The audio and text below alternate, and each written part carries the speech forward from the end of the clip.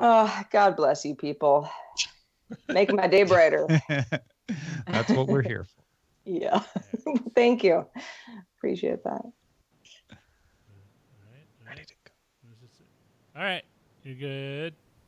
In 3, 2. Good day, Internet. Good day, Internet. Good day, Internet. Good day, Internets. Oh my, you're gonna. We do have Sarah Lane on the show today, but you're at another location. I am. Yes, I'm on the move. I'm a nomad. Or as Zoe Briggs Bacon said in chat, crikey, she's moved again. She has. This is a couple weeks ago. I was in the spot. I'm at my mom's house. We're having rolling blackouts because our power company is being very, very cautious because there's high winds, and there actually are high winds. That too. Mm-hmm. That's what the blackouts are doing. Yeah. But so we're here. Otis and I are here. Lucy stayed back at the house because she can hold down the fort. And, the show goes on. So if you're doing that Google Earth thing that we're going to talk about in DTNS to track all the places Sarah has broadcast from, this isn't a new one. This is a repeat. This is a repeat. Yeah. Okay. Yeah. I'll go ahead and I'll add a little sort of, a fun, like, would you like to go on vacation? Based on what I've done over the last 3 weeks, I'll put together a Google Mojam has it. Changing lanes. Lanes. Yep. It's the hits keep coming when you got the last name Lane. That's great. Yeah. That one. We're changing lanes. Every once in a while, I get a good Merritt one in, I have to say. But Merritt's pretty good. Johnson gets me in trouble. I was going to say, Johnson ain't no slouch. No, it gets me in trouble every other day. So not the best name to have when you're trying to make a good pun. Chang only works if change is involved. Then you can kind of. There was Scott. There's a lot of alliteration. A lot of alliteration. Yeah. That's true. You could do it. I've had all sorts of business opportunities using my name, but actually, I just realized changing lanes has a Chang in it. Whoa! What? You just pronounce it change, but you can't spell change without Chang. That's hybrid surnames. Hyphenate. I tried to get my wife into you can hyphenate the last name. It's like no. Oh, I love the fact that your wife embraced taking your name just so that she could troll people when she says what her name is. Or people are like, "Wait, what?" You show up somewhere and like, "Oh, Miss Chen, that's me." Kind of looking twice, like. I know a few people that are like that. It almost wanted to change my name to Rivera, just for that. Because every once in a while we'd go to a hotel, because Eileen never changed her name, and I'll get called Mr. Rivera on the phone. When the operator calls up. Yeah. Because we're registered under her name. I feel like something like Rivera, people would be like, "Oh, maybe he's Spanish or something." Yeah, With it's not quite Chang, as. it's a little more of like you're committing. When I went to college, there were a lot of people with Hispanic surnames, but they were either Filipino, they were from Latin America, or they married into it, and you could never tell because everyone looked very generically like the population. Right. What was Kim's maiden name, Scott? Or it was Sones, like Jones with an S. Sones. Yeah. That's interesting. That's cool. Yeah, that's a cool name. Although down there's tons of them on the coast. Oh yeah. that's funny. Down there they're like, it's like keeping up with the Soneses. Yeah. Oh, is that a common name? What does down there mean? Like she's from a place called Bay St. Louis, Mississippi, which is like 30 minutes from New Orleans. Yeah, right. I did not know that.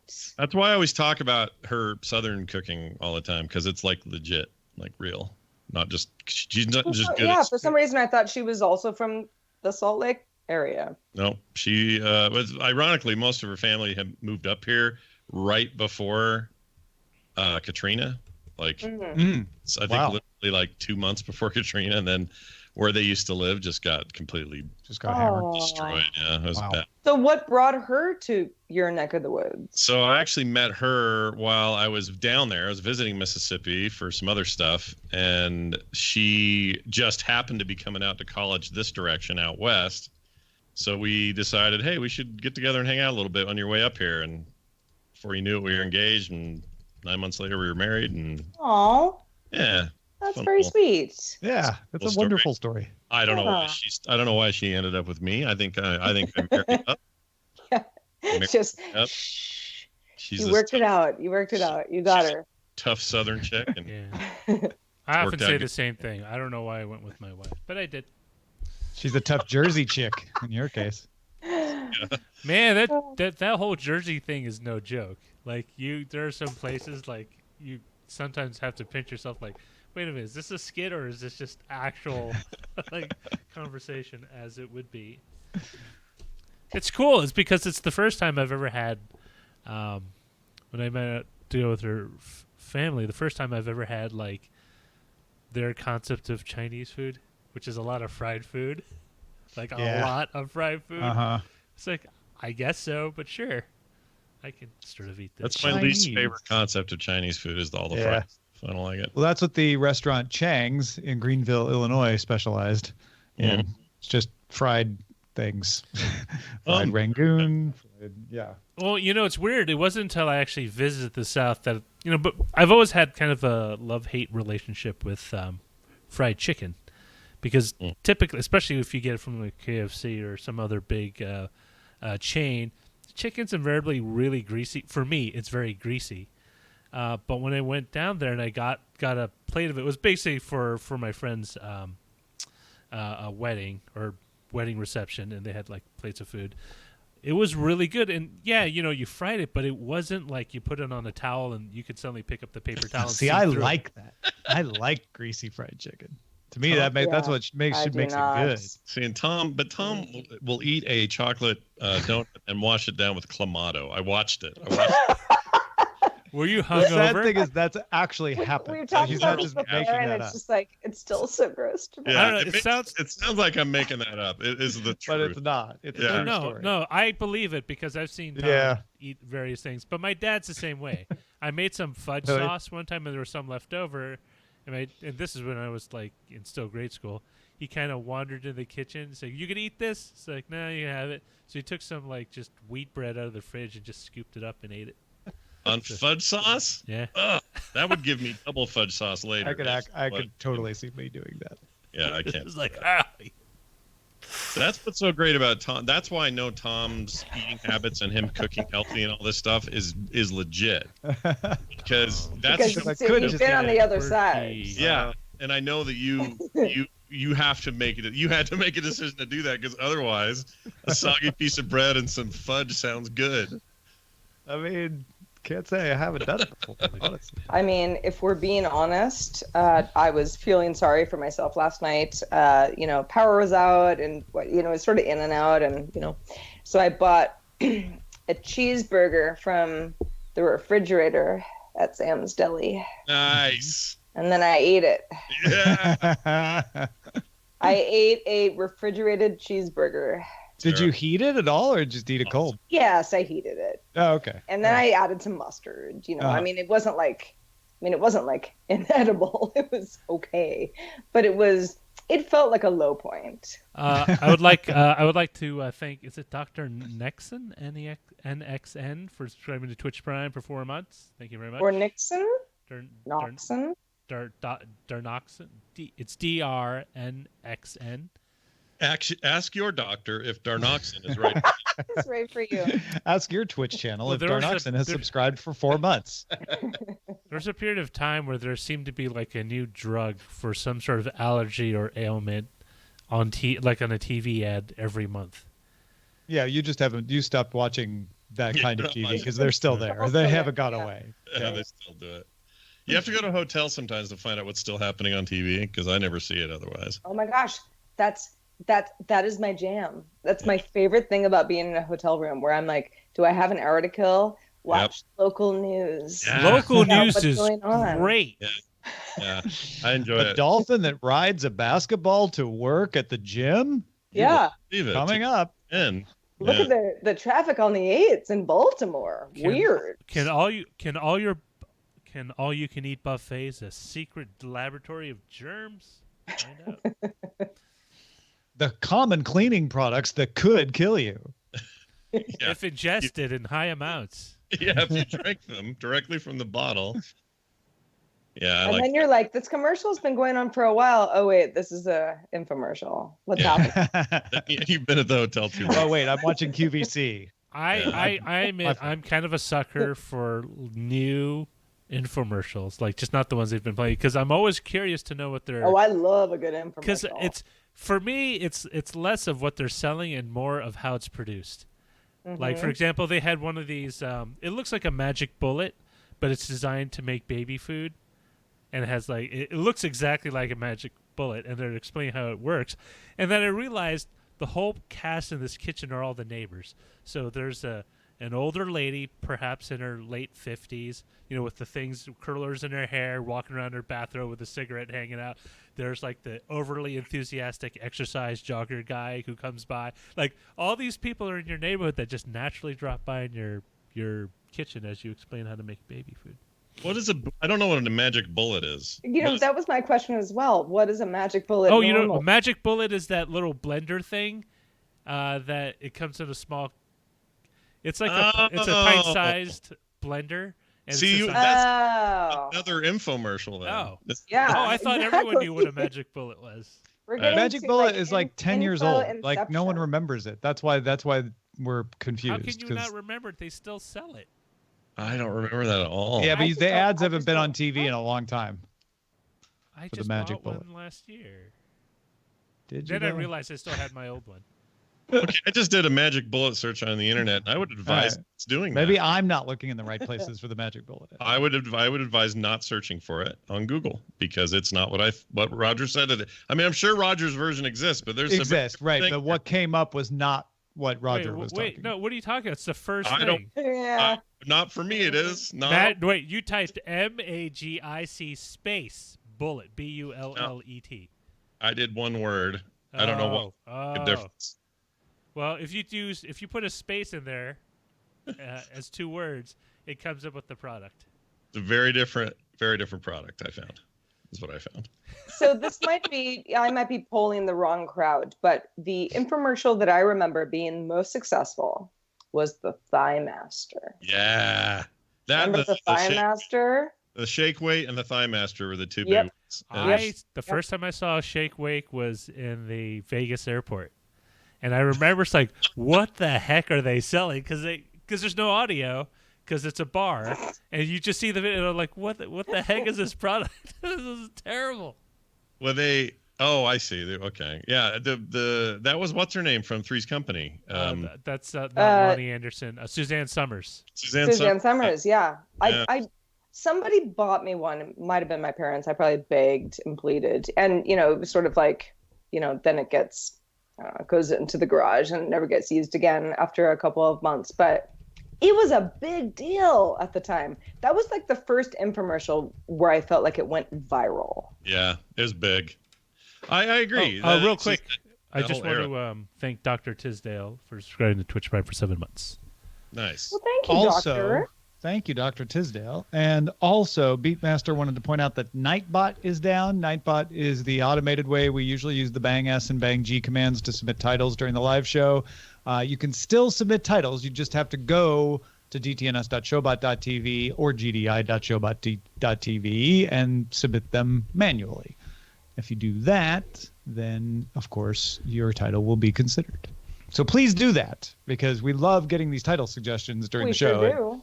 Nightbot, we wish you a speedy recovery. Sorry for rudely interrupting you, Scott. Pray for Nightbot. Not rude at all. That's important. I don't even remember who I've talked to in the last 24 hours. Did I tell you guys about the ladybugs? No. Oh. Uh-oh. So yesterday, power's out. Some friends of mine happen to have a house not far from where I now live. It's like a 5-minute drive, maybe 10, but close.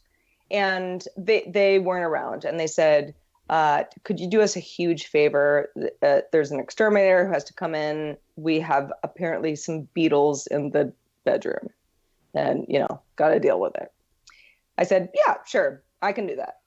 The day's already shot. What else am I going to do? So we get there, and we exterminator comes. I let him in, and it's like 100 ladybugs. Oh my God. What were they eating? Pretty. Were they on They a weren't flower? eating anything. They were just like going to die. One of Aw. those is cute. It's very Hundreds sad. is scary. I don't like that. I would say try to It collect was them. it was jarring.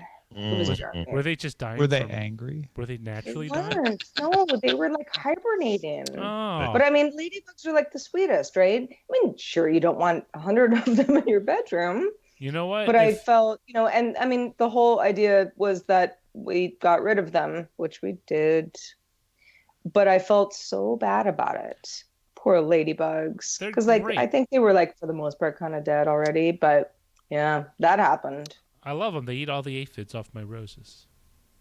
You know what? You're the second person who told me that. Yeah. Aphids off your. Oh, Oh that's yeah, yeah. They ladybugs weren't eat doing aphids. any good in the bedroom though, and apparently they couldn't get back out. But I think they came in to like, get away from the cold. Aw. Anyway, I know. That's I know. adorable. This It's is my adorable. favorite Bugs Life sequel I've ever seen. R.I.P. You should have made a lady bed. Should've. Bug bed. I don't know. There We was should a probably part of do me the was show. like, we're abandoning this whole thing. Save the bugs. Yeah. But so it goes. Bunk Hey, bugs. you know what else goes? A show. Let's do it. What were we just talking about besides ladybugs? Oh, Show. we were also talking about the magic bullet and how Scott searched for the wrong thing, although he And used the right fried words. chicken. Fried chicken and the magic bowl. All right. And cool. Clamato. That's all I needed. All right. Clamato. Here we go. In 3, 2. Coming up on DTNS, Google wants to pick your news, a robot to help you read terms of service, and who's at fault for the Uber self-driving car death. This is the Daily Tech News for Wednesday, November 20th, 2019 in Los Angeles. I'm Tom Merritt. And from Studio Redwood's mom's house, I'm Sarah Lane. From a rainy Salt Lake City, I'm Scott Johnson. Scott Johnson. Oh, and I'm Roger Chang, the show's producer. I thought you were going to go for a new nickname, Skull Johnson. Skull Johnson. Yep, I'm you just Skull put Johnson. a pinch of me between your cheek and gum. More like the King Kong Skull Island kind of feel Yeah, is what I was I like going with. that better. Hey, we were just talking about the magic bullet. Remember that? And fried chicken and ladybug infestations and all kinds of other good stuff on Good Day Internet. And if you want to be a part of that fun conversation, you got to become a member right now. Patreon.com/DTNS. Let's start with a few tech things you should know. Facebook's experimental app employees, called the NPE team, have released Whale, an app that lets you decorate photos with text and stickers. A meme creator, if you will. That's the idea anyway. It's free to use with no in-app purchases or subscriptions. The app is only available in Canada for now, though. The NPE team is charged by Facebook with rapidly developing apps to experiment with new ideas. Speaking of Facebook, Facebook also announced its F8 Developer Conference will take place May 5th and 6th in 2020 at the McHenry Convention Center in San Jose, California. You can sign up to get notified when registration will open at F, like the letter F, 8.com. If you hit the F8 key on your keyboard, it doesn't register. Oh, won't automatically go there? Dang. No, I tried. Alibaba has set a likely price of 176 Hong Kong dollars for its secondary stock listing. Remember, they're on the New York Stock Exchange, but they're also going to be now on the Hong Kong Stock Exchange. That's the price for institutional investors, but a CNBC source says that's likely to be around the same level for retail investors as well. Apple launched a lineup of battery cases for the iPhone 11, 11 Pro, and 11 Pro Max in the same black, white, and pink colors as their predecessors, and also with wireless charging support. What's new, though, is a physical button that auto-opens the iPhone's camera app, even if the phone is locked. All right, let's talk a little bit more about what went wrong with Disney Plus last weekend, Scott. Well, The Verge reports that the head of Disney's direct-to-consumer division, Kevin Mayer, says difficulties with Disney Plus app at launch had to do with the way the company, quote, architected the app. A lot of us would say developed or made, whatever. It's a fun word. Anyway, Mayer said that the BAMTech, aka Disney streaming services, had never seen the high volume of streams when you're, when hosting things like HBO and MLB. It exposed the, quote, limits to the architecture. Mayer says Disney will recode the app within the next couple of weeks and fix the issues affecting that kind of stuff, so you won't have a problem in the future. Like, hey, I got kicked out of my movie, or I had to leave, and I came back and I started, and it made me start over. That sort of stuff they pointed out they're going to try to fix as well. I think it's good to hear. I think architecting the app is actually, I think he's trying to say it's not just the way we developed it, it's that we structured it to follow a certain path when it does things. And we didn't understand just how big the demand would be for this. I mean, to say this is the biggest demand that BAMTech has ever seen is saying something. BAMTech has handled the largest streaming events in some of anyway, the largest streaming events launches anyway that have ever existed. HBO Now with the Game of Thrones coming back was huge for BAMTech, and they weathered it fairly well, even though it had some problems back then.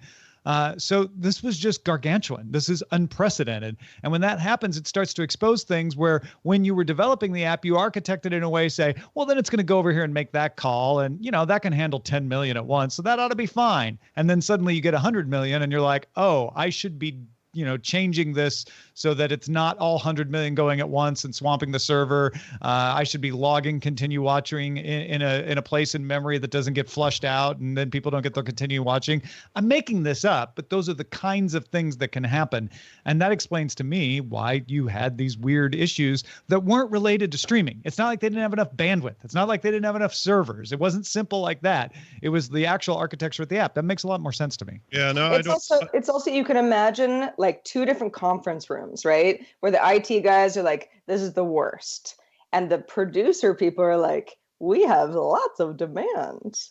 It's like, it's kind of it's a good situation to be in, depending on who you ask. Yeah, that's true. But also I would argue it's easy to look at and be critical, but I would actually argue, given the demand, given the fact that this wasn't a measured rollout the way HBO Now was, where it was only available on Apple TV at first, and then they went to other platforms and kind of took it in a different way.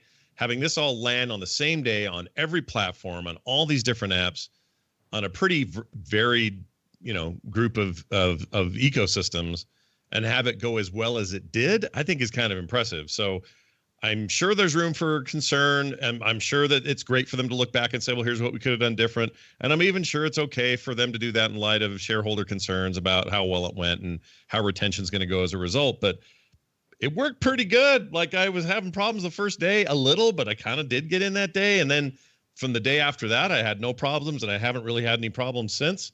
I think they did pretty good, all things considered. I've seen a lot worse launches of a lot worse services, so it's not so bad. Google Assistant has a new feature called Your News Update that can be played by telling the assistant to listen to the news. Google assembles the update from various Google partners based on what it knows about you, including your location, among other parameters. Among several dozen participating partners are Fox News, the NBA, Al Jazeera, Wired, and more. Stories in your updates can come from multiple sources, with the source read out before the news item plays, so you know what you're listening to and you know where it came from. Updates generally start with big national and international stories, followed by local news, and then more personalized bits, like sports, for example. You can go into Assistant settings to prioritize or mute various sources. Yeah, and one of the things I found out when I went to set it up is if you already have news set up in Google Assistant, it's not going to give you this new algorithmically generated one. It's just going to give you whatever you set up before. So I got the BBC when I tried this, and I'm like, wait, that's not right. And I went and I had to go into the settings for Google Assistant, which depending on how you're doing it, I was doing it on my Pixel 4, can be a little tricky to find. But once you find it, then you say, oh, give me the Your News update. And I did that. And once I got it going, it said, okay, pick a few sources. But even if you pick sources, it's not going to limit it to those sources. It's going to try to bust you out of your bubble and show you things that maybe you wouldn't have chosen that it thinks you'll like anyway, based on what Google knows about you. And the more Google knows about you, the more accurate it's going to be. Mine was interesting. I didn't like the sources available, honestly. BBC is my go-to, and it wasn't on there. And also, the first time I tried it, it played the same story from CBS News back to back. Like it gave me two world stories. Well, actually two national stories, U.S. national stories and they were the same. They were the exact same recording. So might be a few bugs to work out. I don't know. The local stuff wasn't bad though. It was actually the Santa Rosa power outages were on there, and a thing about an event up in Santa Clarita, which is just north of. Well, although Santa Rosa isn't really local to you, but I suppose, if you're it was like state thinking news, like state right? local, Yeah. This whole idea is, and like you mentioned, it's not going to work that well. The same way that if I use a streaming music service and I kind of hit like selected for you radio, it's like, sometimes they get it right, sometimes they don't get it right. But it's interesting, especially, Spotify's news yesterday about trying to, handpick cherry pick podcast playlists for people. This is, an extension of the same thing. It's like, should machine learning try to figure out what it knows about me enough that it could deliver me the news that I want? Well, I don't know. That has yet to be determined. But I like the idea of it in theory. Yeah. What I like is eventually we get to a place where deeper data can be found. Like if Google's good at anything, it's integrating search into every one of their products in a way that's useful. And what I would love this to be able to do is say, it's clear Scott really likes tech news, so I'm going to pull the morning headlines from the Daily Tech News show feed or whatever. I'm going to play something from somewhere that isn't just a mainstream partner like these guys. That's when I know they've really made it with this, when they can dig a little deeper, go a little further. That has other implications like extreme sources of news and whether you want any of that in your feed or not. So part of me likes the idea of curating partners, but I feel like this is a good step in the right direction, and I actually look forward to using it, even though I mostly use Google's Assistant on my iOS devices. The robot lawyer behind the Do Not Pay parking ticket dispute service. Remember, we've talked about that for years. It'll automatically file things to kind of help resolve your parking ticket on your behalf. Has a new service called Do Not Sign that is included in the Do Not Pay $3 subscription. Do Not Sign will let you upload, scan, or link to a license agreement, like a terms of service type thing. The service then uses machine learning to highlight clauses it thinks you might want to know about and any methods for opting out of data collection. It'll even send letters on your behalf to opt out, just like it does with the parking ticket stuff. Do Not Sign is available in the United States on the web and in its iOS app. Man. So, yeah. Just the fact that something like this exists just goes to show you how bamboozled you can get by license agreements otherwise. I haven't had an opportunity to use this, but I can think of lots of scenarios where if for some reason it could help me, figure out like, hey, is this legal? What do I got to do here? Should I sign? Should I not? I do it. Some years ago, there was somebody, and I don't know where the link is anymore, if it even exists anymore, but there was, and I brought this up with Tom this morning, but there was a lawyer who was just, and this was human controlled, obviously not machine learning, but it was somebody who was taking common EULAs from various common services. And I felt like there was kind of a gaming bent to it, if my memory serves. It was like Sony's EULA or Microsoft's Xbox or something. But anyway, it would take these and boil them down to one or two small paragraphs of the gist of it. Like the gist of what you're giving up, what you're signing off, what they can take away from you, what they can cancel you for, these sorts of things. And I really liked that because I'm not going to read the 9-page scroll that pops up when I install a new version of World of Warcraft or whatever. I'm not going to see what terms changed for Blizzard. I'm just going to hit OK and assume that I'm going to be OK. And I really liked that because somehow it just made me feel like somebody out there was watching out for other people. Maybe the robots can do it. They can look out for their human owners and make us all do better. I don't know. I will probably use this, I guess is what I'm circling around here to. It makes sense to me to try to simplify that process. If we're not going to legally make these guys make that stuff more common languagey and easier to understand, then I don't know. We'll do a workaround, and here's a workaround. Yeah, I like this because it reminds me of Eulalizer. That's another service that was attempting to do this, but it didn't really have the machine learning. It was doing some other tricks to try to analyze license agreements and highlight things. And it's not just about privacy. I mean, some of this stuff is compliant with the GDPR, and still in the terms of service. So you have to be, you still have to look at it, even though it has to be more plain language with the GDPR. It has to be more upfront. This still might be helpful for stuff, but it's also, they have one example in this Verge article about a gym that basically put in its terms of service that you couldn't cancel unless you moved away. Like you were like stuck in the gym forever, which can't be legal. But again, like, are you going to take them to court? Or, are you going to find some other way around it? And this was the do not sign was able to find the loophole that said, tell them you moved, and then they have to cancel your service. Oh, I didn't know about that one. If that's a thing that happens, what needs to happen there is just a good round of public shaming for that gym so that they take it out of there and never do that again. Because that's terrible to do that to your users. My gosh. Well, and that's the other advantage of this kind of service is it will bring more of those sorts of abuses to light. Yeah, good point. Well, something that I think is actually very positive is Google adding new tools to Google Earth that lets you set landmarks, draw lines from one place to another, add text, add images, even add videos to every point along any particular journey, and then share it with your loved ones or whoever you want to. Google's also experimenting with pre-made tours. It's calling them stories, which is a term that, I don't know, it references lots of things. But if it sounds familiar to you, Google Earth already had guided tours in its Voyager tab. The new tools now allow anyone to make and share a tour and then invite others to collaborate on their tour. Web only for now, so it's not on mobile, but Google says you can view tours on the latest versions of iOS and Android. So it's getting there. Google Earth already had something similar to this, but they were all like professionally done, by documentarians and stuff. So this is a chance for you to just be like, hey, I had a great trip to Minneapolis and here are the cool things I did there, and then share it with your friends. I was joking that it could also be used for bragging if you go on some like amazing Caribbean vacation or something like that.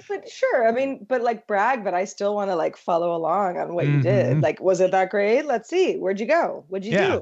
And if you're going to the same place as someone else went, this is a great way to pick up some tips. Yeah, this will solve a problem. I have a very specific problem, which is we get every year people on my morning show ask us about the best places to go when you're in Vegas, because we go to Vegas a lot. We have a big meetup there. We're there a few times a year, and it makes sense that we might have some suggestions. So here's a great way to say, instead of having to explain it in 50 emails or build an email template about it, I can just link them to this map and say, here's all the places that we recommend going. You've got pictures, you've got everything along the way. Like, I think it's a kind of a brilliant thing, and a little surprised they didn't make this available more, sooner to the more broad public. I think. Well, and the era of Airbnb and Google Street View and being able to sort of virtually be in a place that you've never been before, or maybe you've been before, but you're figuring out how you're going to do it better the next time, kind of thing. When it's your friend, Tom and Eileen go to Japan. They come back and they say that we had the best 2 weeks of our lives. Here's everywhere we went. You got to do with this. Like, that is so motivating for me. Mm-hmm. And it's not like you have to do it all while you're there. You can do this later, as I understand it. Yeah. So you're not like, this isn't a system where you're like, okay, hold on a second. Before we get off the bus, I got to hurry up and do the post about what train we took. Like, it's not like that. You can go later and say, all right, what pictures did we take? Ooh, this would be good to have up here. And we went to Fuji and blah, blah, blah, blah, blah. Like, I mean, honestly, I would love to follow one of Tom's trip to Japan or Hawaii. Yes. Or wherever. All right, hint taken, everyone. I will definitely document our trip to Japan and decide. Scott and I would like to be included in your trip to Japan, but if you guys can come with me. You better get into Google Earth ASAP. Yeah, get in there. Hey, I want to say this first. Big thanks to SB Sheridan for submitting this on the subreddit. Bill Gates backed energy company Heliogen. If you haven't heard of it, it's because neither did I. Nobody else did. It's kind of a little secret-y thing, but it's finally making some noise. Anyway, they have used computer vision software and automatic edge detection to direct a field of mirrors to use sunlight to create temperatures above 1,000 degrees Celsius. That is very, very warm. About a quarter of the temperature of the surface of the sun. That's just how warm. The solar heat could be used to make cement, steel, glass, other materials. No carbon emissions. The next step is to demonstrate the process at scale. It may be a little tricky. We'll see. Anyway, later on, Heliogen believes it may be able to create hydrogen at scale as well. Kind of a big deal.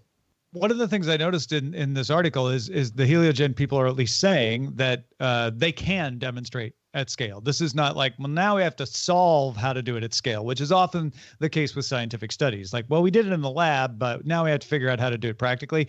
They are like, this is practical. We just now have to, we did a one-off to just prove that. And now we know how to scale it, and we'll do that next. It'll be interesting to see if they follow up on what they say they can do. But if they can, this would take out a huge carbon emitter if it's adopted by industry, and save a lot of power to boot.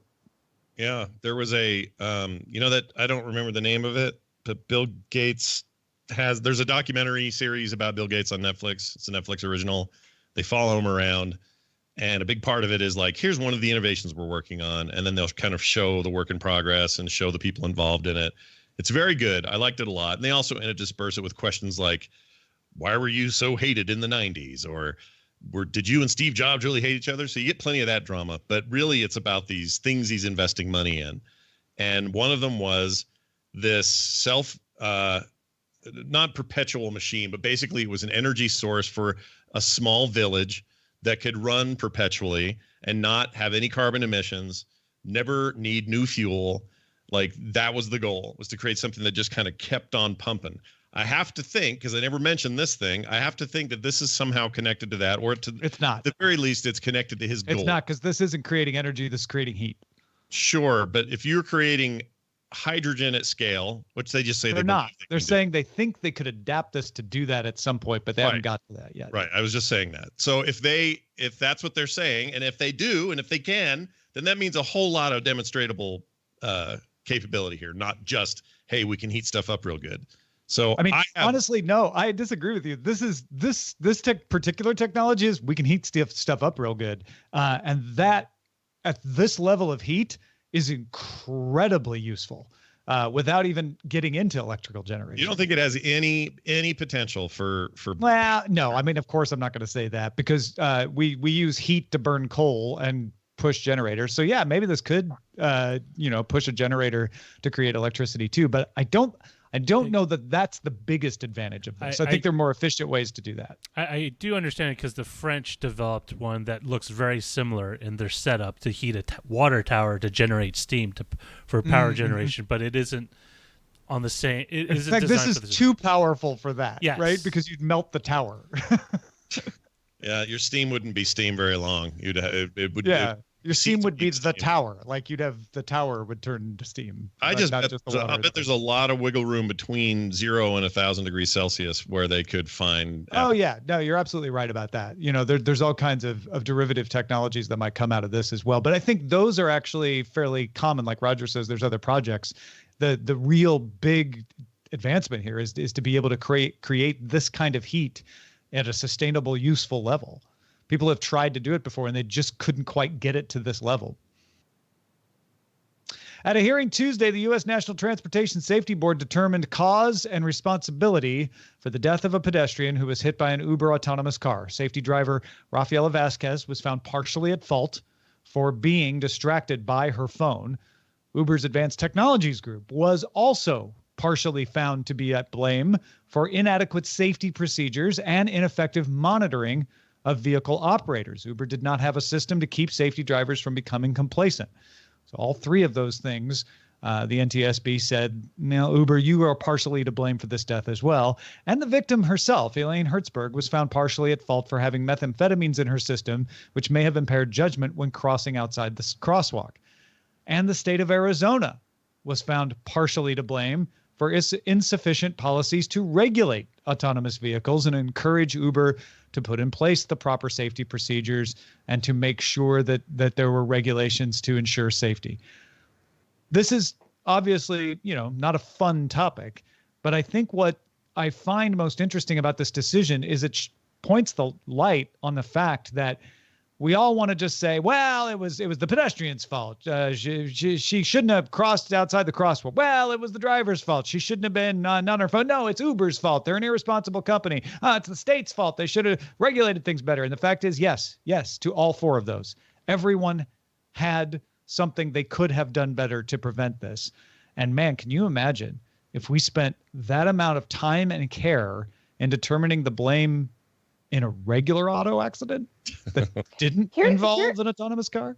Of these readings, the one that sticks out to me the most is Uber not having a system to keep safety drivers from being complacent. What would that system be? So something to train them, first of all, on the importance of paying attention. But that's like saying, if you're going to get behind the wheel, you can look, if there's what I'm saying is you could have no things to keep people from being complacent, or you could have several to try to encourage it. And if you do, there's less likely that something like this happens. You could have alarms that go off. You could have like what Tesla has, where if you don't have your hand on the wheel, it says, hey, you know what? You need to get back to doing this. Yeah, I had the same question pop up in my head, Sarah. Like, what else could they do? And there are probably a number of things. And who knows what they already did? There's probably a list of things that they do to try to keep those people attentive or whatever. Well, no, according to the NTSB, they did not have a system to keep safety drivers from becoming complacent. So anything they could have done. It's such a larger conversation, right? It's like, if you are driving a vehicle, you are the driver of a vehicle. I mean, you got to be on point 100% of the time, right? Because you're not sitting back and being complacent ever. But if you were a safety driver in an autonomous vehicle that's supposed to be working as advertised, you're kind of chilling, right? Well, yes, that's exactly that's what you're doing. That's exactly what the NTSB said is, first of all, this isn't a tested and approved vehicle. This is a test vehicle. And as such, you need to make sure that your drivers aren't complacent.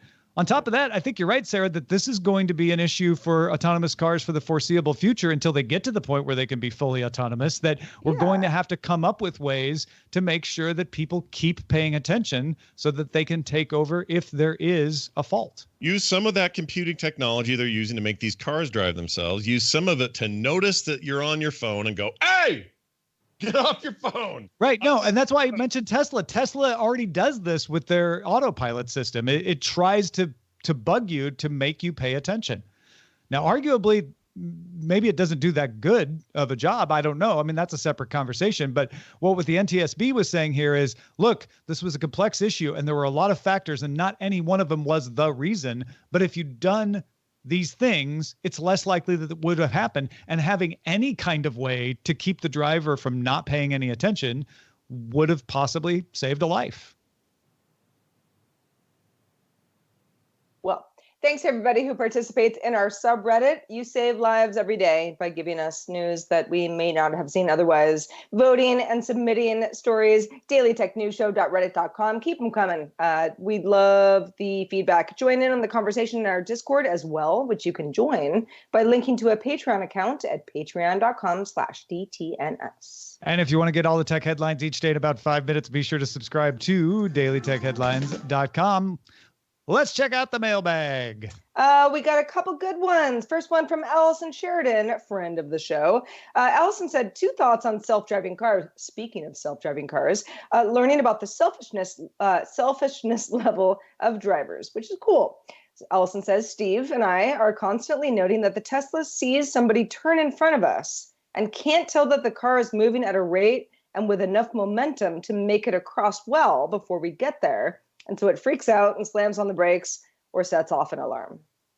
That's a timely email that just sort of which is I mean, based on our conversation, it's sort of like that sounds like what it should do, even though it's being a little bit dramatic, right? Like, right, it should err on the side of like save people at all costs. I mean, I'm sure there's a point at which overcorrecting this would make it riskier because then you're more likely to have someone rear end you because it's doing this and it's an unexpected behavior. But that was our whole conversation yesterday. Is if the car can start to tell the intention and be like, oh, that car is turning, I don't need to slam on the brakes because it's got plenty of room. Then that makes all of this better for everybody. Yeah. We got a lot of emails from folks worried about Rob DeMillo after he talked about sleep tracking yesterday. And some of them were saying, oh, I think you have this medical problem or that medical problem, and you didn't talk about seeing a doctor. Are you just trying to self-diagnose? So Rob was nice enough to write us a little email today saying, Dear DTNSers, Thanks to all of you who wrote in expressing concern for my health and well-being with regards to my sleep patterns and sleeping disorders in general. Please rest assured that I take my health very seriously, especially as I unwillingly age. I'm kicking and screaming into the future. And I know that home remedies are not an adequate replacement for calling in the professionals. The tools that I described on DTNS are meant to be used as guidance and confirmation of the impact of small changes in one's daily habits, but are never intended as a replacement for help from physicians. I'm already working with doctors and sleep disorder experts on potential causes for my issues, so I am getting professional assistance. However, being a technologist, I cannot help but do my own data collection and analysis of my sleep issues, as well as data collection of the rest of my health and habits, and I don't anticipate that stopping anytime soon. By monitoring my sleep patterns with low-cost, low-invasive technologies, I've been able to make changes in my daily and nightly routines that have impacted my sleep positively, so that will continue. And I'm happy to continue to report on new technologies and techniques going forward. Thank you again for all of your concerns. Feel free to reach out to me on Twitter. I'm there as Uber Rob if you'd like to start a discussion or see what sleep tech I'm tinkering with now. Peace, Rob. Nice. Good night, Rob. I want to add to that one of the reasons that I didn't bring up the well, it sounds like you have this disorder is I'm not a doctor. I shouldn't try to diagnose Rob any more than Rob should try to diagnose himself. And second of all, his medical problems are none of my business. The point of our conversation was like, ooh, what is the sleep tracking tech you're working with? Yeah, so yeah. we What didn't want to tools pry. do we have at our disposal, not being doctors or sleep specialists? Yeah. Where we can, get a little bit more insight on what's going on with ourselves. For sure. Hey, shout out to patrons at our master and grandmaster levels, including Paul Boyer, Dustin R. Campbell, and Andrew Bradley. Also, thanks to Scott Johnson for being with us today. Scott, you're the best. What have you been doing over the last week? Well, as the best, I've been trying my hardest to do the best things. You can find everything I'm up to over at frogpants.com. A lot of sort of rushing around trying to get certain things ready for Christmas that we like to do on our store and stuff. You want to check that out. We're having a huge clearance sale to make room for new things. So if that's your jam and you're at all a fan of any of the work I do, you can find all of that at frogpants.com, or you can follow my daily ramblings over on Twitter at Scott Johnson. Hey, we have new Patreon rewards. If you haven't checked them out lately, go take a look. They're all brand new. Patreon.com/DTNS. And if you stay a patron or become a new patron, which you can totally do right now, by November 28th, you'll get a holiday card with some Len Peralta art on it sent to your house. Of course, you have to give us your address. Otherwise, we don't know where you live. So do go to patreon.com/pledges and look for Daily Tech News Show to make sure that we have your address. But if you give us your address and you're still a patron and on November 28th or become a patron by November 28th, you'll get that holiday card. Just a way for us to say thank you. We love feedback. If you want to thank us or, have questions, comments, any kind of feedback at all, our email address is feedback@dailytechnewsshow.com. We're also live Monday through Friday, 4:30 p.m. Eastern. That's 2130 UTC. And you can find out more at dailytechnewsshow.com/live. Back tomorrow with Dustin Robert Young. Talk to you then.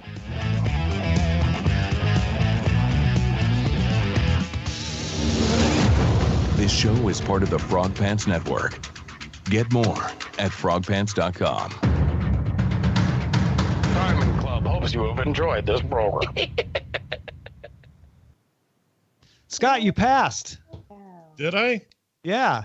Oh.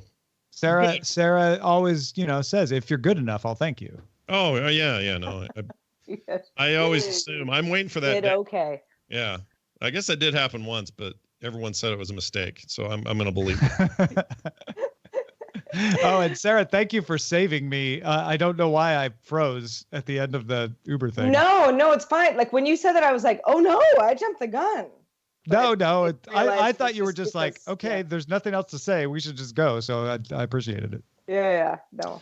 All good. And thanks to everybody for adapting to the lack of a showbot by going to gdi.showbot.tv or dtns.showbot.tv to submit the show titles that we are going to consider right now and reveal to those watching on demand who submitted the title they already know won. Well, I don't like to say won. It's the one we chose. There's so many good ones. For instance, we have, hey, Google, play DTNS. I put a long pause in there. Did not set off my Pixel 4, so I think that works. Also, Skull Johnson. Skull Johnson. Is it like SKOL, like that kind of skull? No, it's spelled with a U. Or skull. Okay. Yeah. Like But I skull, think both kind of work. like bone skull. Yeah. We probably shouldn't be encouraging. Probably not. Yeah. No. That stuff's bad. Distracted at any speed. Like unsafe at any speed. Very Ralph Nader-ish. Yeah. Deeper data found. Disney surge demand. The minus of Disney Plus. The minus. That's pretty shady. I like it. I like the distracted at any speed. No. We've had a couple Disney Plus titles lately, so maybe True. something else. No, you don't like the distracted. Distracted at any? No, I do. Sort of a sad story. Yeah, I think that's my pause. It's a good title, but I'm like, do we want to title it off Yeah, dying? right. Yeah, where it's like everyone's at fault here. Right. Deeper data found is kind of a softer touch on that. Yeah. Yeah. Skull also fun to Johnson say. is always a fun one, though. Which It's a one? fun- Skull Johnson's always a fun one, though. My new nickname. I'm gonna stick with it for a while. See how it sticks. Why not? I'm not a doctor, but I play one on DTNS. It's pretty fun. That's funny. That's pretty good. Is that too long, Roger? Yeah, it's 2 words too long. Probably too long. Darn it. Wait, how do you know that? You know that because you wear something truncates, Roger? Is that how you know they're too long? Well, it's because when I look at it in my phone, some of these titles get cut off. Oh, that's a good idea to check that because sometimes I get real verbose on my shows and I don't ever think about what's getting cut off. Like, if on a computer, it's not that big of an issue, but it's when it comes to... I know some of them scroll, but some people don't like the fact that it's like how such blank blank wait for it to scroll. We can do Skull Johnson. Skull Johnson. It's Spell it with this SKUL or SKULL. Do it's that. it's a Frog Pants remake of Pirates of the Caribbean. Yeah. Escape from Skull Johnson. Pretty excited.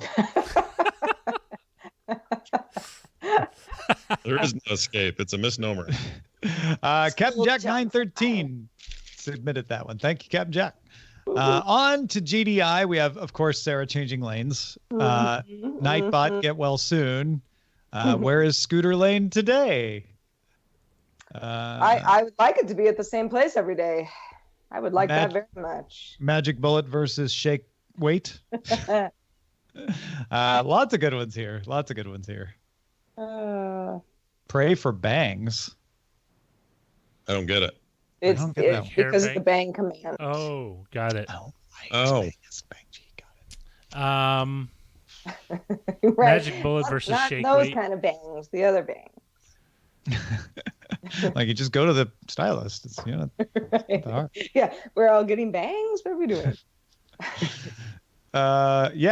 Magic Bullet versus Shake Weight. That's I think that's it. It perfectly encompasses our pre-show conversation. should have called. Well this done, Nick with a C, who submitted that Nick title. with a Thank you so much. C. We should have called it as seen on DTNS. Oh, that's funny. Or it would be as seen on GDI. Yeah, seen on Right? GDI. I don't know if people get it, but I get it. We just need to get Suzanne Summers to come in and plug it or whatever she does on. As seen on Twitch.tv. Or that. All of it. Oh no, you went muted yourself, Scott. Sorry, I'm unmuted now. I was laughing at you saying this. We need to get Suzanne Summer to come in and do whatever it is she does. I love it. Well, she used to be an actress, but doesn't she do something else now or no? I don't think Well, I mean, she had a successful venture as the Thigh Master spokesperson. Mm-hmm. There was that. Then she also was and is an advocate for a sugar-free lifestyle. Wrote a bunch of books. also successful. She's just, after Three's Company, she's been very prolific in other things. She's from San Bruno. Whoa, what? What? That's really? what her Wikipedia says. Born in San Bruno as Suzanne Mary Mahoney. Is that Spanish for no Bruno? Is that mean?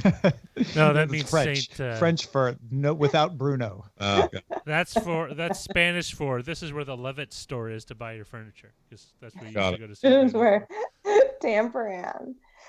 Yeah. Good old San Bruno. Hey, man, San Bruno, lots of great people came out of there. Did not realize that Suzanne was one of them, though. She went to, she was also, she was a cheerleader at Mercy High School in Burlingame. Ah, she's a total Bay Area native. Mercy High School's in There's a bunch of maybe there's one in Burlingame, but there's one in San Francisco. Mercy I'm thinking of is by SF State. Yeah, that's Mercy. That's the only Catholic school, I think, in San Francisco that wasn't converted to boy and what do they call it, mixed gender Co-ed. It's still an all girls school only. Oh, it's all girls for sure. But St. Ignatius used to be all boys, but now it's I used to live right by St. Ignatius. Oh, I thought SI was still all boys. Nah, it converted back in the late 90s because they were running out of places to put people. So it's like, well, we gotta either build new schools, which is ridiculous in San Francisco even back then because it's too expensive. Well, even up in these parts, up in Sonoma County, there was, I went to public school my whole life, so it didn't really matter, but there was a boys' Catholic school and a girls' Catholic school. They were adjacent to each other, but it was like some kids did go there after 8th grade, that's where they went. There was Ursuline and Cardinal Newman, and Ursuline burned down a couple years ago, and now it's all co-ed. Like all the girls and boys go to just the one school. Which probably had something to do with them being like, we don't really want to rebuild all this stuff that got, burned down. But it was always weird to me why you were basically on the same campus, but you couldn't have co-ed classes. Huh. But maybe that's just the public school person talking. I can't imagine going to school without boys. It would just be sort of like, why are we doing this? All I remember was all my Catholic school classes were small. They were like under 20 kids. And then I got into a public junior high school. It's like, holy crap, you crammed 32 kids in one room. Oh, yeah. Oh, yeah. I remember I had to... 30 kids that's pretty normal. Yeah, pretty normal at our school.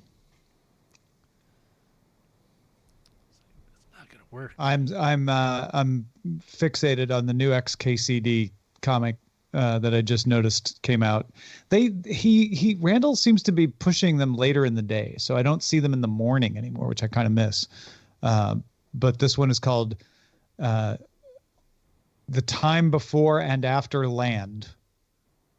The Time Before and After Land. Yeah, and it's a timeline not to scale. That's like Big Bang, rocky planets form, Earth forms, ground nesting bees evolve, the land before time, Timus genus diverges now.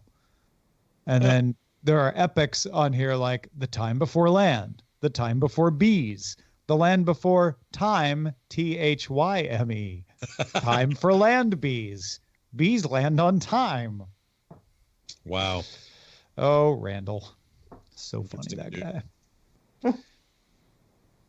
He's got a podcast with NPR or something. I'm probably got all of that wrong, but I know he has a media deal where he's going to take questions. He's going to answer questions and stuff. Well, he got interviewed on something recently, NPR-ish,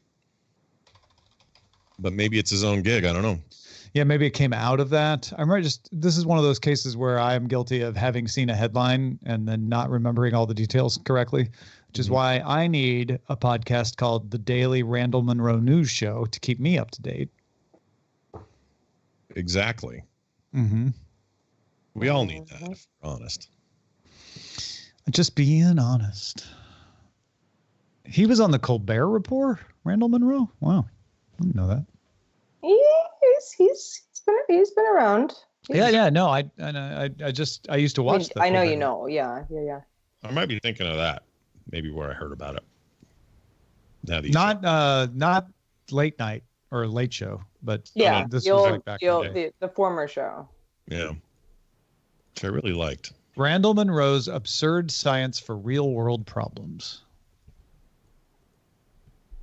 Interesting. Well, I don't think you're telling me the truth. I don't think it is interesting to you. It is. How to draw stick people. I'm not convinced. How to draw stick figures with a pen. Oh, this is really interesting. Okay, so you know how no, I did something else. This is very interesting, but something else is as well. Instagram's whole idea of hiding amounts of likes from anybody but yourself, so that we're less competitive with each other. And when if you see a photo that you posted, you will see the likes, but I will not see that photo likes that you posted because it's not relevant to me. So I'm on my mom's computer right now, and she has adorably, she has like a little like shortcut to my Instagram account, so I was like, let's just like check it out. But because I'm not logged in as myself, I no longer see. I'm seeing this for the first time. She only sees that like my aunt also liked the photo and others. But not how many others. Yeah. Was it 40 others? Was it 4? Was it 400? Doesn't matter. It's actually kind of cool. Yeah. I mean, obviously it depends on who you are, but like. It's obviously not working for you right now because you are you, and you want to know like, well, how many likes were there? But it is cool to be like, oh, well, it's not a popularity contest for my mom. She's just going to see that my aunt and other people liked it, and that's fine. Yes, she doesn't need to know if 200 or 500 or 0 people liked it. But and she's also my mom. But like this would apply to anybody. Someone would be like, I mean, I'm looking at Sarah's photo. Maybe a mutual friend of ours in the platform liked it, so I'll see that. But I don't see any of that other stuff. I don't know. I find it freeing, really. I just saw a tweet from Justin Robert Young. Oh, yeah? Hit home. And I think it might hit home with all of us. And? He said,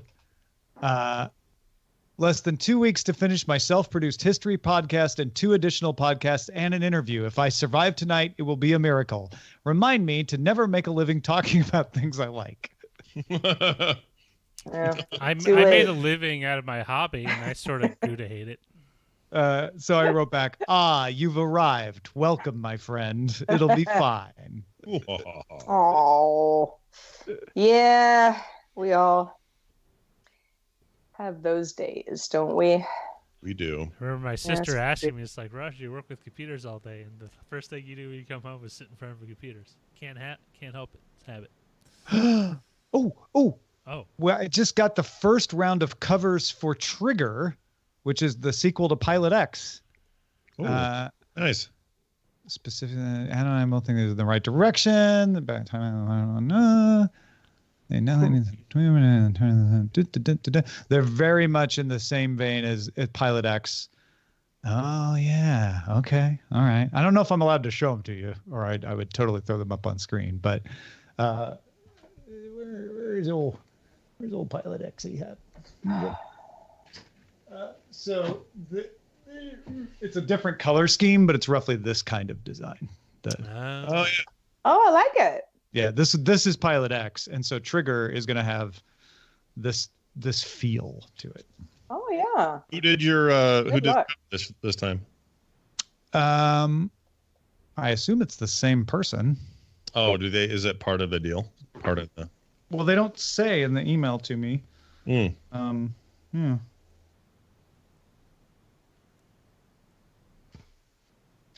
Yeah, I don't see it. Interesting. PayPal is acquiring Honey, which I had not heard about before, but it's a comparison shopping and rewards platform. 17 million monthly active users. Whoa. Okay. Yeah. Never heard 17 million. Wow. That's $4 billion acquisition. Yeah. Pretty penny. How has how have none of us heard of honey? That's what I want to know. Oh, that sounds familiar. Are you sure we haven't talked about it on the show? Yes, dear. No, I'm not sure. Tom is honey PayPal. Hold on. Let's look at the Have you never heard of honey? No, dear. No idea. I haven't.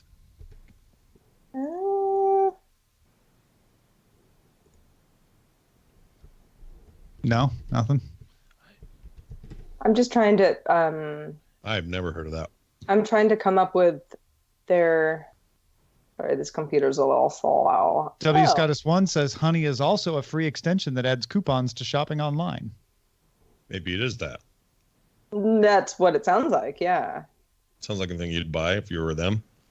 Yeah. See, I was trying to find their kind of like main logo. I don't know this company. Honey Science Corporation. Not Honeywell, obviously. No, just honey. Makers of a deal-finding browser add-on and mobile application. Oh, There you wait go. a minute. That's the. I think I remember It's from the plugin that W. Scottus 1 is talking about. Yeah. PayPal's largest acquisition to date. So like, what do you do? Like, you're going to open up PayPal later and be like, get suggestions? I guess. I don't know. I don't use PayPal in that way enough.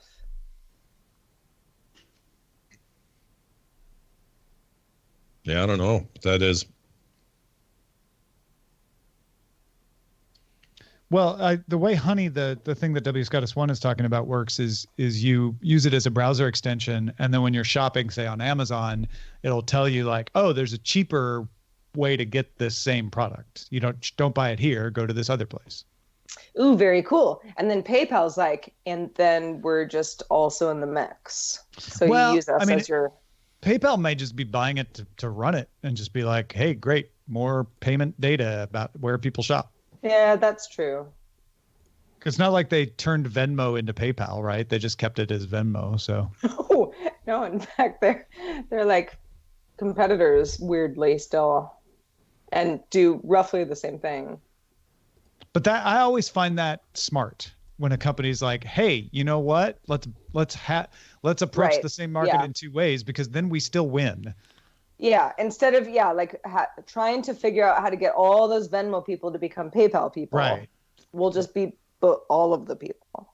Yeah, it still is somewhat confusing, but we don't care.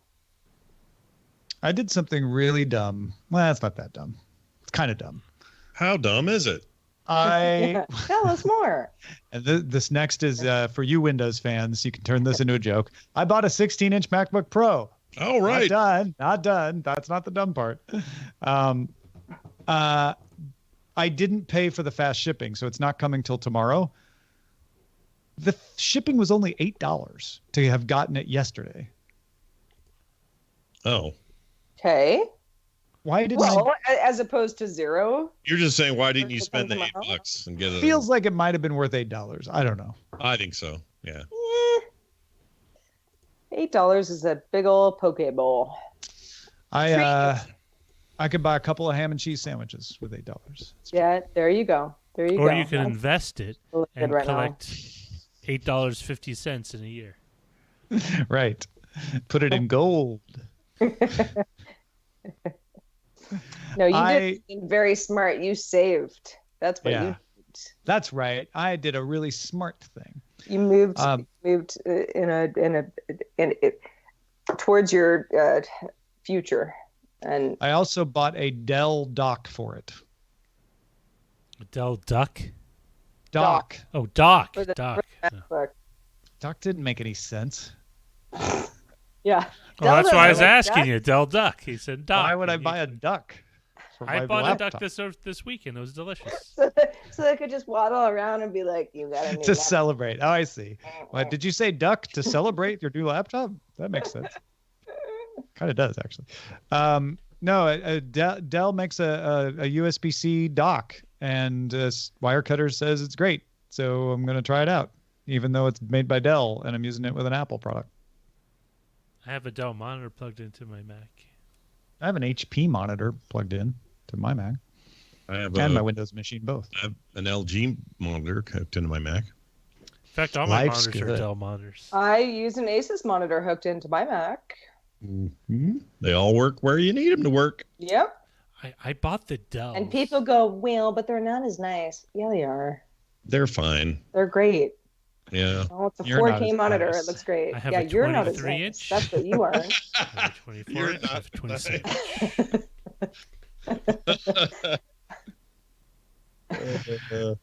You know what? What's You the know best what they monitor? are? The one Not you as have in your pocket. expensive. Yes. It's not nearly as expensive. You mean the ankle monitor that I keep in my pocket? The ankle monitor that you can't take off your ankle Yeah. for legal reasons. I remember. Yeah. I remember. I they can't leave first- the house to buy a new monitor. They first rolled those out. People were like able to just cut the bands, and they wouldn't go off. So there were just people around. They made it much better now. But, How do you know? yeah, like who are all these people you know who are like, I cut my ankle I monitor knew off? one and person off? who had one. Seem to know quite a bit about it, Roger. He said several. Is this one person's initials RC? Right. No, the first one is R, but the last one's not C. That's true. Roger was at my house yesterday, and I saw no evidence of an ankle monitor. And if there You're was like- one, it probably would have, been I heard no problematic. incessant beeping from his Right. ankle. Were there Right. little, like ligature marks on his ankle or anything? I didn't check, actually. Okay. No, you Right. wear it over your socks. I'll bet you Roger's prison nickname is RC Cola. I bet they call you that there. No, Arse. I could think of a handful of other names they would call me. That are probably not appropriate for the Nothing show. as benign as RC Cola. Sonos bought a smart speaker voice assistant company called Snips, Snips. Snips, like based in Paris and Sokatano? Tokyo. Yeah, Ah, it's a French-Japanese, right. One of those. Franco-Japanese. Snips has been developing a platform to launch dedicated voice assistants for smart speakers and other devices. I wonder if it has a It's snippy fun to say, voice. though, because as a Sonos user, it's very interesting to me what assistants the Sonos supports. So they might want to build this into their Their products. own. Yeah, have their Yeah. own. Mhm. That I would guess they won't like kick Google and Amazon off. They'll just say, Yeah. "Oh, we'll also add our own in here. Why not?" But who would use? That's Well, it's- if it's- somebody it's late in doesn't- the game. If somebody doesn't want, here's who uses it. Here's my thought. Somebody who doesn't really want to mess with setting up an assistant, doesn't have a Google Home or an Amazon Echo, buys a Sonos, and it says, "Oh, well, if you just want to use voice commands, set up our in-house one. You won't have to go anywhere. You won't have Right. to connect it to anything. It'll Yeah. just work." That's who that's for, I would bet. Yeah, I guess. Because somebody's going to be like, "I don't have any of this Google and Amazon stuff. Can I still use voice recognition?" And Sonos is going to be like, "Well, no." Right. Like, can I talk to my speaker? And Sonos will be like, yes, here's what you do within our app so that you never have to go to another app to set Right. anything up. It'll just be automatic. So you and if they're super smart, they'll be like, "And we don't collect any data on you with our voice assistant." Right. The others will, The others will share it dirty with laundry people all in day. Amsterdam. They'll hear everything you say all the time, which is not actually true. I appreciate the I mean, I just can't even. Satire. yeah. I just can't tell you how. I mean, as a smart bulb new member of society, Mhm. didn't have it as much as long as many of our peers here, but in the morning, just to be able to be like, "Hey, turn on all the lights," Mm. and they all turn on, Oh, I love it. and I don't even have to get out of bed. Or I'm just like, "What's the weather? What time is it? I don't know where my phone is." Like just like silly stuff, Just Who am just I? Lazy stuff. What's my name? Yeah, but it's just so nice. I love having an Yeah. assistant. I really do. Do you guys For know so about many the? reasons. Do you guys know about the little Siri hack that a bunch of? It's sort of a. I don't know if it's just a Gen Z thing or something, but let me tell you what happens when my son asks his phone what his name is. Okay. Okay. So hold on, I gotta just pull it up here. So this is something where you tell the phone that your name is something. Yes, That's not your actual name. You put it in your contacts, and then so what he did is just put a bunch of letters, and this is what comes out when he asks. Wait, what?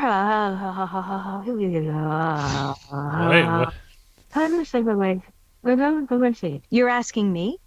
That's pretty genius, actually. What? Wait, So what? it's just trying to pronounce the letters that he put Yeah. in. So you just put like SH or whatever. Just like Oh, this doesn't actually point to anything that makes sense. yeah. No, this is Oh my God, this that's is so the funny. best. This reminds me of hacking civilization text files that were unprotected to have the world leaders say funny things, back in the 90s. Yeah. Like, because this isn't any special hacking ability. It's not a vulnerability. It's just saying like, oh, if we put weird stuff in our contacts list as us, it'll think it's us and try to pronounce it. Yeah. And it has that feature of saying you say what is my name, it recognizes you, and then it reads your thing. And you can have it say anything. So Siri avoids all sorts of profanity. But if you change it to something, she can't help it. She'll just say it. She'll say whatever you tell it. Yeah, it's Heisenberg or whatever. She does not discriminate against any names, even if they seem untoward. Mm-hmm. So there you go. That's all. So you can do all kinds of fun stuff. Right. Well, folks, with that wonderful tip, we're going to say goodbye to you. Sarah, what should we leave them with? What thought? What words of wisdom? Yeah. Well, I just noticed that Grammy nominations are out, and I would just like to say that I hope Lizzo wins all of them. Go Lizzo. Scott, any words of wisdom? I'm gonna bring up something from the great. I can't think of his name, so I'll just say it. He used to say, "Watch out where the Huskies go, and don't you eat that yellow snow." Frank Zappa. Frank Zappa. That's who I meant. Roger. Flush when you're done. Wash your hands. This is all good advice. Really is. Have a good day, Internet. Good Good day. day, Internet. Someone has young children.